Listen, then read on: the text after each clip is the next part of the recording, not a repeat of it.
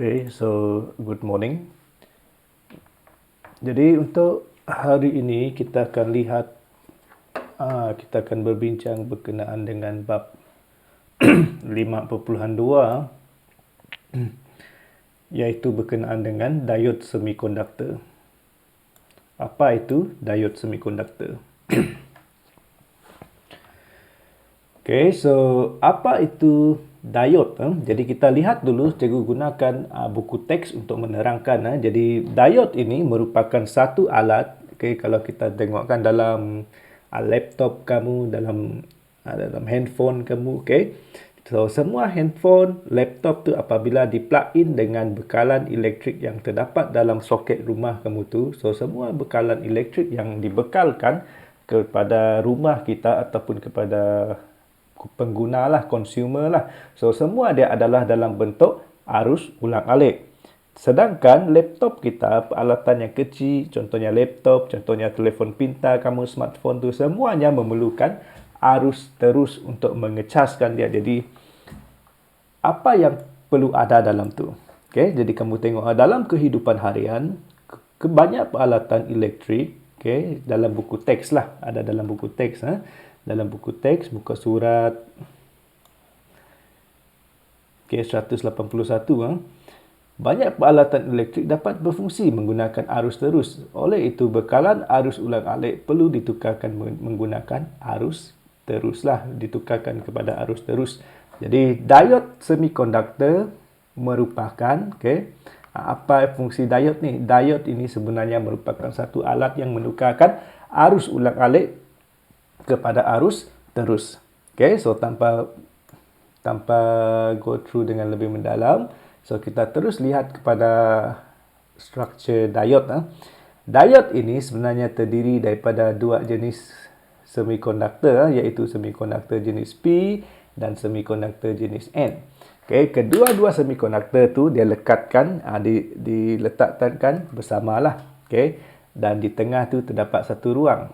Okay, ruang di tengah-tengah tu kita panggil sebagai lapisan susutan lah. Okay, dan lapisan susutan tu terdapat dia punya voltan simpang tu. Ada voltan simpang yang wujud di antara perpisahan di antara semikonduktor jenis P dan semikonduktor jenis N. Okey, untuk semikonduktor jenis P ni, okey, pembawa cas majoriti dia ataupun yang banyak di dalam semikonduktor jenis P ni adalah lohong. Apa itu lohong? Lohong ialah ruang yang ditinggalkan setelah elektron tu bergerak. Contohnya kan, kalau ini kedudukan asal elektron tu. Apabila elektron tu bergerak, okey, kalau dia bergerak, so dia akan tinggalkan ruang kan. Ruang yang ditinggalkan akan dipanggil sebagai lohong lah. Dan lohong ini dia bersifat positif, manakala elektron bersifat negatif. Jadi di P-type semikonduktor tu kebanyakan pembawa cas majoriti dia adalah lohong. Jadi kalau dia adalah kebanyakan dia pembawa cas majoriti dia adalah lohong, kamu tahulah di sebelah sini adalah P lah. Kenapa dia P? P stand for positif lah, sebab dia bersifat ataupun bercas positif. Manakala N ni, N kan N stand for negatif kan. Jadi kalau negatif, kebanyakan pembawa cas di sini adalah elektron. Elektron macam ni lah dia punya perwakilan. Kamu lukis satu titik tetapi warna hitam. Ini adalah elektron lah.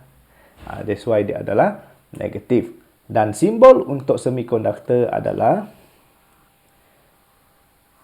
macam ni ya. Macam mana kamu tahu di mana pengaliran arah arus dia? Pengaliran arah arus dia adalah mengikut simbol segitiga tu. Okey. Inilah pengaliran arus. Okey, dia ikut segitiga tu Okey. Alright, so kita tengok jenis-jenis sambungan dia. So semikonduktor dia boleh disambung kepada dua jenis sambungan. Okey. Sambungan yang pertama, kita boleh lihat di muka surat sebelah lah. Okay, fungsi semikonduktor ialah komponen, ini ialah dia punya fungsi tu. Diode semikonduktor ialah komponen elektronik yang membenarkan arus elektrik mengalir dalam satu arah sahaja. Okay. Diode semikonduktor dihasilkan dengan menggabungkan jenis P dan jenis N untuk membentukkan satu simpang lah. So, dia digabungkan. Apabila digabungkan, ada lapisan susutan, ada voltan simpang dan sebagainya. Jadi, dua jenis sambungan. Okey, kamu perlu faham apa itu sambungan tu. Sambungan yang pertama ialah dipanggil sebagai sambungan pincang depan. Apa maksud pincang depan? Kamu tengok dalam gambar aja. Pincang depan bermaksud apabila kita buat sambungan. Kalau kamu buat sambungan, okay, make sure sini kan positif, ini kan negatif. So, terminal positif disambung kepada sebelah terminal P untuk PN semikonduktor tu. Manakala terminal negatif sambung di sebelah N tu. So, apa yang berlaku? Bolehkah tidak arus mengalir lah. Jadi kita tengok gunakan gambar rajah yang lebih besar di sebelah tu, cikgu demonstrate lah. Okay. Nah, ini ialah forward bias ataupun pincang depan. Kalau pincang depan, kamu sambung sini positif. Sini ialah negatif. Okey, seperti yang kita tahu dalam P-type semikonduktor ataupun semikonduktor jenis P tu kebanyakan dia adalah lohong kan. Lohong ini bercas apa? Lohong ini bercas positif. Manakala elektron bercas negatif. Jadi kalau kamu tengok di sini, sini ialah terminal negatif, ini ialah terminal positif. Jadi apa yang berlaku di sini?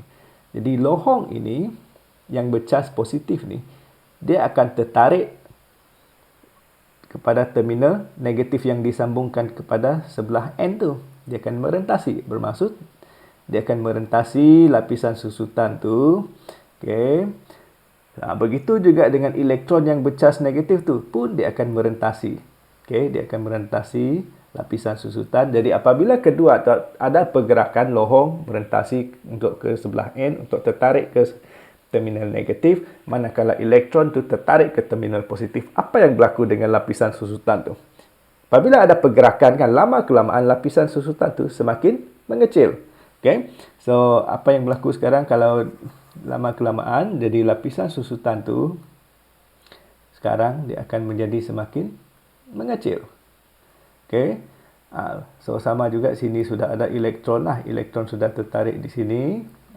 Bukan semualah, ada juga lohong masih tertinggal. Okey. Lohong pun sudah tertarik ke sini disebabkan oleh kewujudan terminal negatif di sini. Jadi dia punya lapisan susutan akan menjadi berkurang. Kalau lapisan susutan dia berkurang, apa yang berlaku pada voltan simpang? Okey, lapisan susutan menjadi nipis. Kalau lapisan susutan menjadi nipis, voltan simpang pun menjadi kecil. Kalau voltan simpang ada nama khas dia, ini dipanggil sebagai junction voltage ataupun voltan. Okey, kalau voltan simpang dia menjadi kecil, maka arus akan mengalir ya. Okey, jadi kamu tengoklah penerangan sebelah kiri inilah.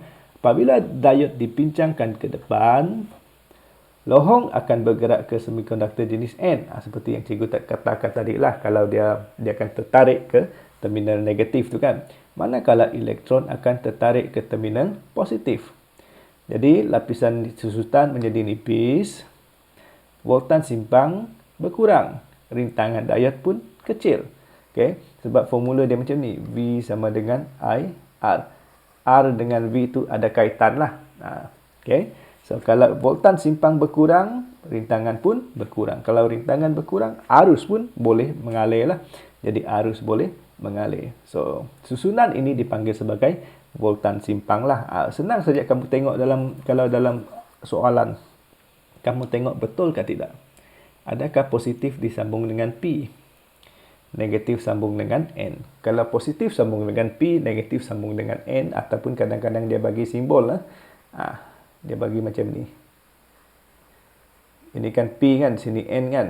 So, positif, negatif. Betul simbol dia. Jadi positif, negatif. So, ini ialah pincang ke depan. Okay. Kalau dia terbalik, kalau dia terbalik, itu dipanggil sebagai pincang songsang. Contohnya ini kan sini positif, positif kepada N. Negatif kepada P. Jadi kalau ditafsirkan, ataupun ditransferkan ke dalam lukisan simbol dia macam ni ya. Simbol dia macam ni.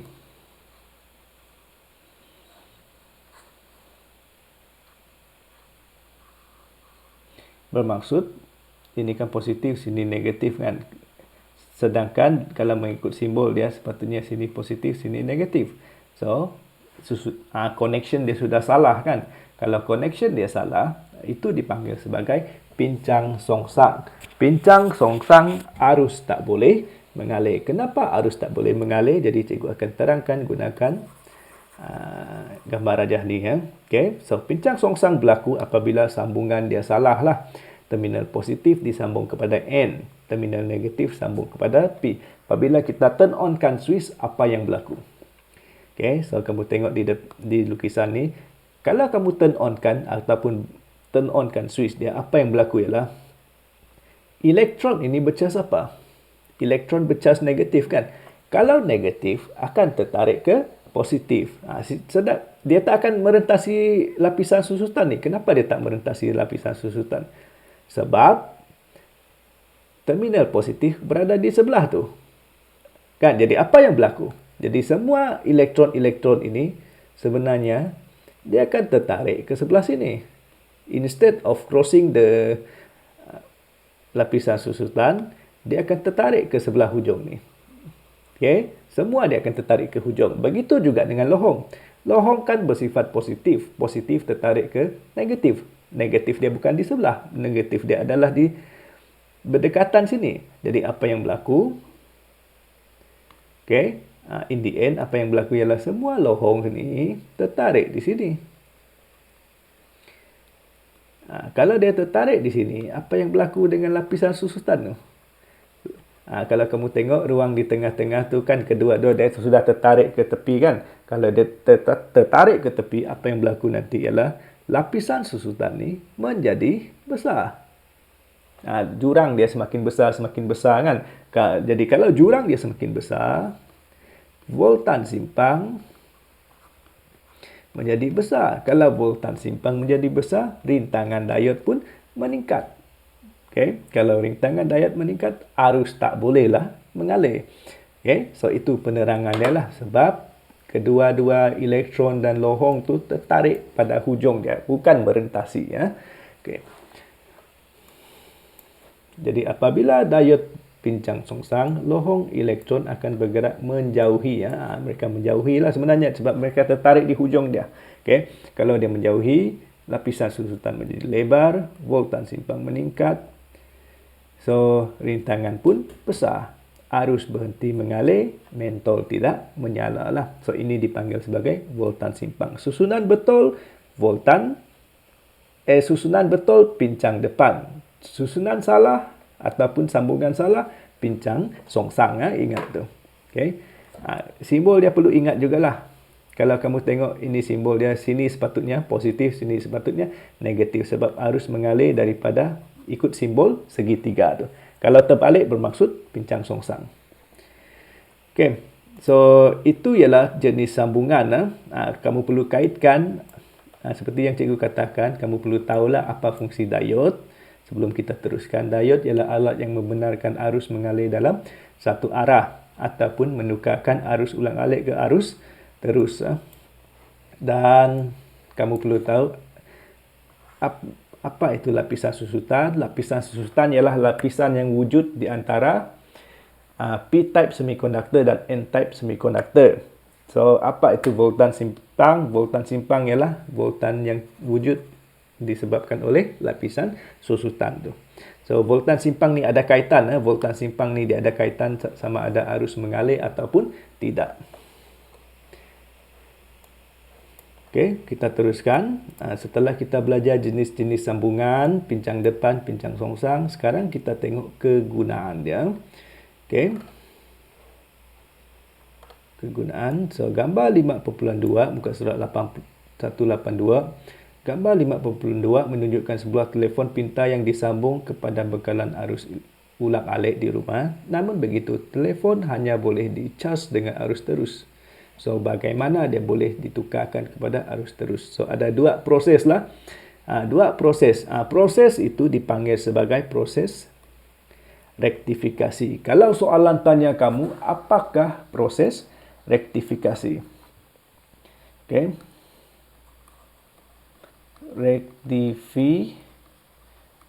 Rektifikasi ialah proses menukarkan arus ulang-alik kepada arus terus. Ingat saja, rektifikasi merupakan satu proses menukarkan arus ulang-alik kepada arus terus. Okay? Tak payah hafal sangat, yang penting kamu ingat. Ini proses penukaran dia dipanggil sebagai rektifikasi. Ingat tu, apa itu rektifikasi ya, nanti kalau ditanya dalam soalan. Okay, ada dua jenis rektifikasi. Yang pertama kita panggil sebagai rektifikasi separuh gelombang. Gelombang separuh. Bermaksud dia tak sepenuhnya. Okay, macam mana susunan dia? Rektifikasi separuh gelombang, dia cuma menggunakan satu diod. Okay, dia cuma menggunakan satu diod. Okay, sini diod dia lah. Okay, let's say sini saya letak dua huruf P, Q. Seperti yang kita tahu, kalau arus ulang-alik kan input dia mesti ada sebelah positif, sebelah negatif, dan positif. Dia alternate lah. Contohnya daripada P ke Q, lepas tu Q ke P. Okay. Jadi, kalau itu merupakan arus ulang-alik, kamu tengok simbol ini bermaksud arus ulang-alik. Okay, ini merupakan input dia, arus ulang-alik.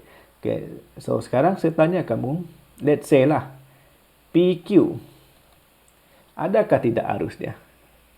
Okay, kita tengok pengaliran dia. Ingat balik forward bias, pincang depan, pincang songsang tu.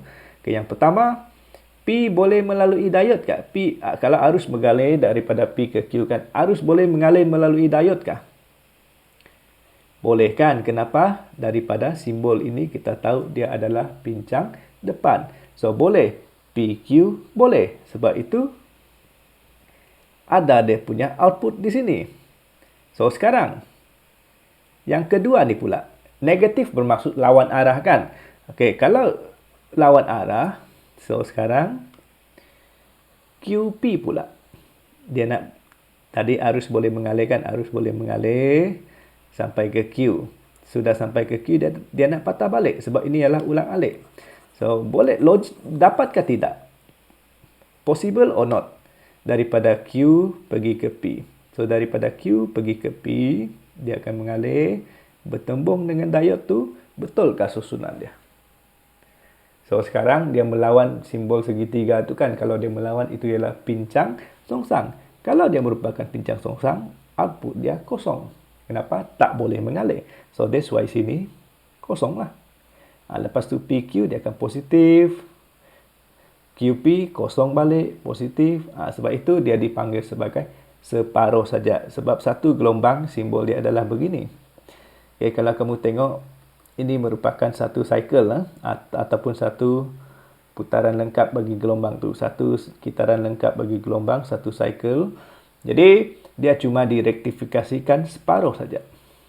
Okay, separuh. Second half, kosong. First half saja dia direktify. Okay, so itu maksudnya rektifikasi separuh gelombang. Ingat susunan dia cuma gunakan satu saja. Okay. Yang kedua ialah kita akan belajar gelombang penuh. Bermaksud kedua-dua arah. P ke Q dia boleh, Q ke P pun boleh. Tetapi macam mana dia boleh possible? So, kita gunakan satu sambungan yang kita panggil sebagai, okay, sambungan ini kita panggil sebagai bridge circuit, bridge junction or bridge circuit. Dalam English lah dia panggil sebagai bridge circuit or bridge junction. Okay, macam mana tu? Okay, perhatikan ini ya. Ini bermaksud bahagian ini bermaksud dia tidak bersambungan. Dia macam ni. Wire tu overlap saja. Dia tidak cross over. Okay, so sama juga untuk menerangkan ini, cikgu akan letakkan simbol dia. Kita guna PQ lah. Okey. P, Q. Apa laluan PQ? Possible or not? Daripada P ke Q. Cycle yang pertama lah, P ke Q. First half. Okay, so let's say apa laluan dia? P. Okay, follow P. Sampai sini dia pergi mana? Boleh pergi bawah kah? Kenapa dia tak boleh pergi bawah? Dia tak boleh pergi bawah sebab dia menentang segitiga ni. Kalau dia menentang, itu ialah pincang songsang. Dia ikutlah segitiga di sini. So, lepas tu ialah D1. Sampai sini dia pergi ke resistor ni ataupun perintang. Naik sini. Sampai junction ini, mana dia pergi? Dia boleh pergi atas. Kalau dia pergi atas nanti, dia tak ke mana kan? Kalau dia, sebab tujuan dia adalah daripada P ke Q. Dia tak akan naik. Ada dua pilihan kamu. Sama ada pergi D4 ataupun D2. Tetapi kenapa kita tak pergi D4? Kalau kamu pergi D4, nanti kamu akan ulang-ulang proses dia. Sedangkan tujuan kita adalah daripada P ke Q. Untuk melengkapkan satu putaran. So, dia akan pergi ke bawah. So, bermaksud dia pergi ke D2. Dia turun ke bawah, pergi D2. Daripada D2, dia tak akan naik balik. Sebab kalau dia naik balik pun sama, ulang-ulang proses dia. Sedangkan tujuan dia nak patah balik ke Q. Okay, dia patah balik ke Q. Okay, masih guna lukisan yang sama. Abaikan anak panah yang ada dalam buku teks sebab cikgu nak terangkan. Okay, so sekarang QP pula. Possible or not? Ini Q, ini P. Daripada sini pula lawan arah. Okay, kita tengok follow dia marking cikgu ni. Okay, dia bergerak dari bawah Q. Okay, sampai sini dia pergi mana? Okay, Q pergi naik atas tak boleh sebab dia lawan arah. Tak boleh. So, dia pergilah D3. Kenapa D3? D3 segitiga dia menunjukkan itu ialah pincang ke depan. So, D3. Sampai D3 dia pergi. Boleh D1 kah? Tak boleh kan? Dia tak boleh pergi D1 sebab itu akan menjadi pincang songsang. Dia pergi dulu ke R. Okey, pergi ke R. Daripada R. Okey, pergi atas sini. Lepas tu, kamu ada dua pilihan. Nak turun bawah ke nak naik atas? Kalau turun bawah nanti, kamu tak ke mana juga kan? Sedangkan tujuan dia adalah pergi ke P. So, dia naiklah ke atas. Pergi ke D4. Daripada D4, jangan turun bawah. Kalau kamu turun bawah nanti tak sampai destinasi. Okay. Sedangkan tujuan dia adalah daripada Q ke P. So, daripada D4, dia mungkinlah dia ada laluan pergi ke P. Jadi, kedua-dua PQ, QP adalah possible. Kalau PQ dengan QP adalah possible, maka macam mana output dia? Okay. Maka output dia adalah beginilah nanti output dia. Input dia macam ni. Kalau arus ulang-alik dia ada positif, ada negatif. Sini positif, sini negatif. Dia akan ditukarkan kepada arus ulang-alik di mana semua dia adalah satu arah saja. Yang negatif pun jadi positif. Macam inilah nanti. Okay, bermaksud setiap cycle tu dia ada proses rektifikasi ya. Ini kan satu cycle gelombang kan dia macam ni kan, putaran lengkap dia. Samalah, setiap cycle tu positif dia direktifikasikan, yang sebelah negatif pun direktifikasikan. So, ini dipanggil sebagai proses rektifikasi gelombang penuh. Adalah ditunjukkan di sini, proses rektifikasi gelombang penuh. Okay, dan kalau kita lihat kedua-dua ni gelombang ni kedua-dua ni dia punya output ni tidak stable lah. Dia naik daripada kosong, contohnya dia naik kepada satu value. Lepas tu let's say sini 5 volt lah, ataupun lepas tu dia terus turun ke kosong kan, dia terus turun ke kosong, 5 ampere kan, 5 volt kan, lepas tu dia terus turun ke kosong. Jadi ada satu alat yang perlu kita gunakan untuk meratakan output tersebut, iaitu kita gunakan kapasitor, kita gunakan kapasitor. So, kamu tengok apa fungsi kapasitor ni. Kapasitor digunakan sebagai perata arus. Sebab arus yang kita hasilkan selepas rektifikasi itu dia tidak steady. Apa maksud tidak steady? Okay, daripada kosong, contohnya pergi ke 5 volt, lepas tu dia terus turun ke kosong balik. So, tidak berapa smooth lah orang katakan. So, kalau kamu nak smoothkan output dia tu, kamu letakkan satu kapasitor. So, mana susunan kapasitor dia? Okay, sama juga kita perlu tengok dua rektifikasi ya. So, kapasitor tu kamu letak secara selari dengan perintang. Okay, ini perintangnya kan. So, sini perintang. Okay, kamu letakkan kapasitor di depan dia secara sambungan selari ya. Okay, untuk rektifikasi ini kan kosongan. Okay, ini ialah bentuk graf asal ya. Cikgu lukis dulu bentuk graf asal.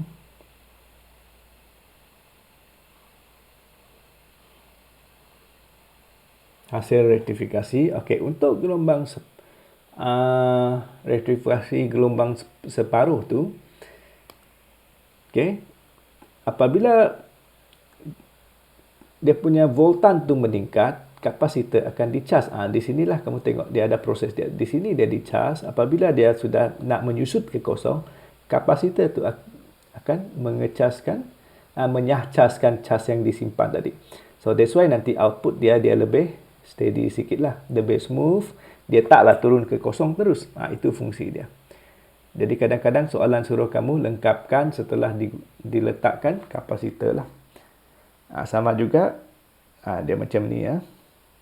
Ada proses mengecaskan dan proses menyahcaskan. Itulah fungsi kapasitor. That's why kamu dapat bentuk graf macam ni lah. Dia ada proses cas dan proses nyahcas.